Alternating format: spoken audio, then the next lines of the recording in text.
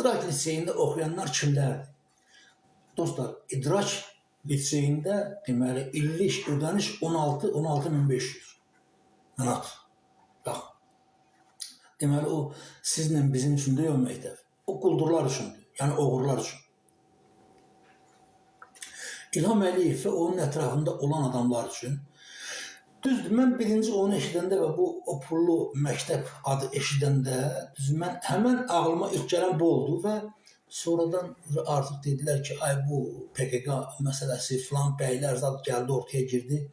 Mən yenə deyirəm, inanın mənə, mən yenə heç bu məsələyə də şey eləmirəm ki, yəni uşağın, yəni orta məktəb şagirdinin, orta məktəb deyək ki, oxuyan uşağın, yəni bu cür siyasiləşmiş təqdim eləmək, onu bulaq, kim istəyir PKK uşaq olsun, kim olsun, uşaq uşaqdır, inanın mənə. Yəni mən ona çamur atmaq fikrində deyiləm. Yəni o nöqteyi nəzərdən mən istəyirəm ki, biz bu şeylərə obyektiv yanaşaq.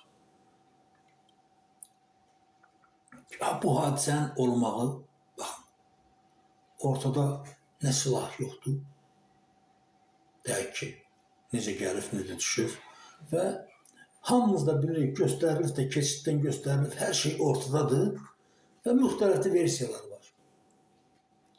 Və bugün deyək ki, İlham Əliyev hakimiyyətinin şərəfsizliyi var ortada. Yəni, İlham Əliyev, yadınızdadırsa mən sizə dedim, Heydər Əliyev də heyl olub, İlham Əliyev də bugün elədi ki, bu Azərbaycan xalqının 70% qırılsın, yenə o hakimiyyətdən getməz.